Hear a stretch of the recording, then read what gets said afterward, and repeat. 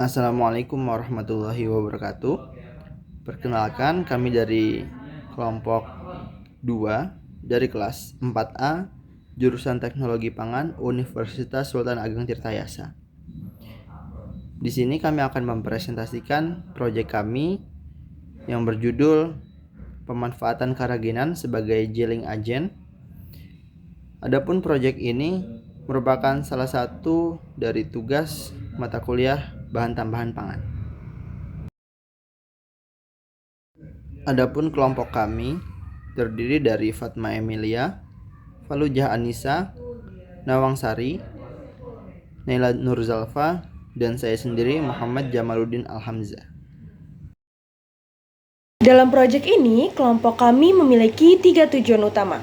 Yang pertama, identifikasi profil dan fungsi keragenan sebagai gelling agent. Kedua, pemanfaatan keragenan dalam pembuatan produk pangan berupa minuman jelly. Dan yang terakhir, pengamatan perubahan sifat fisik, bahan baku, dan produk yang dihasilkan akibat BTP, dalam hal ini adalah keragenan yang digunakan. Nah baik, seperti yang kita ketahui di industri pangan saat ini, permintaan terhadap produk olahan yang tidak hanya lezat, tetapi juga menarik dari segi tampilan, tekstur, dan memiliki stabilitas yang baik terus meningkat. Nah, konsumen kini menginginkan produk yang praktis, aman, bermutu, dan memiliki daya simpan tinggi. Nah, untuk menunjang hal tersebut, penggunaan bahan tambahan pangan atau BTP menjadi praktik umum, terutama dalam memperbaiki tekstur, kestabilan, dan efisiensi proses pengolahan. Nah, salah satu bahan tambahan pangan yang banyak digunakan adalah karagenan, yaitu polisakarida yang diekstrak dari rumput laut merah. Karagenan ini berfungsi sebagai pembentuk gel, pengental, dan penstabil dalam berbagai sistem pangan. Keunggulannya terletak pada kemampuannya menciptakan tekstur halus, elastis, dan stabil dalam berbagai kondisi penyimpanan. Nah, oleh karena itu, karagenan banyak diaplikasikan dalam produk seperti minuman, puding, dan jelly. Nah, salah satu produk yang umum menggunakan karagenan adalah jelly, yaitu pangan semi padat yang dibuat dari air, gula, perisa, dan bahan pembentuk gel seperti karagenan ini. Nah, jelly ini juga dikenal memiliki tekstur kenyal, warna menarik, dan digemari. Nah, penggunaan karagenan dalam jelly mampu memberikan tekstur yang jernih, elastis, dan tidak mudah rusak selama penyimpanan.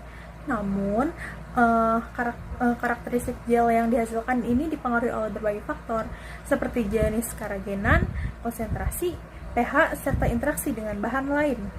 Oleh karena itu, penting dilakukan penelitian lebih lanjut mengenai peran karagenan dalam membentuk tekstur dan kestabilan produk, khususnya pada formulasi jelly, agar produk akhir yang dihasilkan memiliki mutu yang baik. Baik, selanjutnya adalah jenis BTP yang digunakan di dalam proyek ini yang merupakan karagenan. Nah, karagenan sendiri adalah hidrokoloid yang dihasilkan dari proses ekstraksi rumput laut merah seperti Euchema atau Gigartina yang banyak dibudidayakan di Indonesia. International Numbering System-nya itu adalah 407 yang membuktikan bahwa karagenan adalah bahan tambahan pangan yang sudah diakui secara internasional. Nah, karagenan sendiri itu masuk ke dalam golongan pengental, penstabil, dan juga pembentuk gel, sehingga banyak digunakan pada produk-produk pangan seperti jelly, puding, es krim, dan lain-lain. Nah, untuk AD-nya sendiri atau acceptable daily intake-nya, karagenan ini punya status yang not specified, artinya belum ada angka spesifiknya karena penggunaannya itu masih dianggap aman selama sesuai kebutuhan. Nah, untuk batas maksimal sendiri sebenarnya karagenan ini disesuaikan dengan jenis atau kategori pangan yang digunakan gitu. Nah, di dalam proyek ini kategori pangan yang kami gunakan adalah sari buah, sehingga batas maksimalnya adalah CPPB, yang artinya penggunaannya itu disesuaikan kebutuhan dan jumlahnya itu bisa bervariasi tergantung jenis produk yang kami gunakan. Selanjutnya, Pada formulasi ini, kami menggunakan 4 bahan utama. Yang pertama yaitu 20 gram karagenan sebagai agen pembentuk gel. Yang kedua yaitu 500 ml air sebagai parut utama. Yang ketiga yaitu 14 gram minuman serbuk nutrisari jeruk peras yang berfungsi sebagai pemberi rasa serta sumber asam dan gula yang membantu pembentukan gel. Dan yang terakhir yaitu 50 ml air dingin yang digunakan untuk membantu proses parutan awal karagenan. Nah, kombinasi bahan-bahan ini dirancang untuk menghasilkan struktur gel yang stabil dan juga bertekstur menyerupai agar. Untuk menunjang proses pembuatan gel, diperlukan 5 alat utama, yaitu pertama gelas ukur sebagai alat untuk mengukur volume cairan dengan akurat. Yang kedua yaitu wadah tertutup yang digunakan sebagai tempat pencampuran dan penyimpanan campuran bahan. Yang ketiga yaitu sendok sebagai alat pengaduk. Yang keempat yaitu timbangan digital untuk menimbang bahan-bahan dalam tempat, khususnya karagenan. Dan kelima yaitu kulkas digunakan untuk mendinginkan campuran agar proses pembentukan gel dapat berlangsung optimal. Prosedur pembuatan jelly nutrisari dengan penambahan karagenan ini memiliki 5 tahap yang penting. Langkah pertama yaitu menyeduh serbuk nutrisari jeruk peras ke dalam 500 ml air matang untuk mendapatkan larutan minuman rasa jeruk.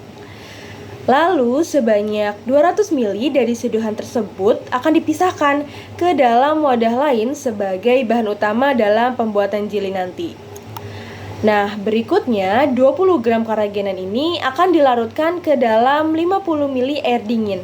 Nah, penggunaan air dingin ini bertujuan agar karagenan ini bisa terdispersi secara merata dan tidak langsung membentuk gumpalan. Setelah larutan karagenan jadi, percampuran dengan larutan nutrisari harus segera dilakukan selagi karagenan ini masih aktif terlarut. Karena jika dibiarkan terlalu lama, karagenan ini bisa mulai membentuk gel terlebih dahulu dan membuat percampuran menjadi tidak rata. Oleh karena itu, proses pencampuran harus dilakukan dengan cepat dan langsung diaduk hingga homogen. Dan yang terakhir, campuran tersebut ini akan didinginkan selama kurang lebih 4 jam dalam kulkas untuk memberi waktu karagenan ini membentuk struktur gel yang stabil dan menghasilkan tekstur jelly yang kenyal.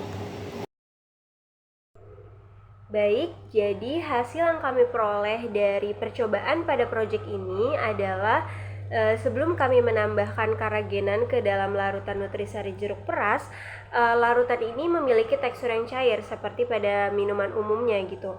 Tetapi setelah ditambahkan karagenan dan melalui pendinginan, teksturnya itu berubah jadi lebih padat dan membentuk gel yang stabil menyerupai agar-agar. Nah, gel ini juga tetap stabil di dalam suhu ruang, dia tidak mudah mencair, sehingga menunjukkan bahwa karagenan ini memiliki efektivitas di dalam sebagai gelling agent gitu pada produk minuman seperti sari buah. Mekanisme pembentukan gel pada karagenan dimulai dengan proses transisi dari bentuk coil atau konformasi acak ke bentuk helix. Proses ini terjadi saat larutan didinginkan. Proses ini dipengaruhi oleh suhu jenis ion seperti kalium dan kalsium serta konsentrasi karagenan. Pada tahap ini, rantai polisakarida yang awalnya tidak teratur berubah menjadi struktur helix yang lebih teratur. Selanjutnya, struktur helix yang terbentuk mengalami agregasi, membentuk jaringan 3 dimensi yang menjerat air dan membentuk gel. Berdasarkan percobaan yang telah dilakukan, maka dapat disimpulkan bahwa penambahan karagenan ke dalam larutan nutrisari jeruk peras mampu membentuk gel yang padat dan stabil. Hal ini menunjukkan bahwa karagenan dapat berinteraksi secara efektif dengan asam dan gula dalam nutrisari, menghasilkan ikatan yang membentuk tekstur menyerupai agar. Sebelum ditambahkan karagenan, larutan bersifat cair. Namun, setelah penambahan karagenan dan proses pendinginan, larutan berubah menjadi padat, sehingga menunjukkan bahwa struktur gel yang terbentuk dengan baik. Demikian presentasi yang dapat kami sampaikan. Terima kasih atas kesempatan dan perhatiannya. Wassalamualaikum warahmatullahi wabarakatuh.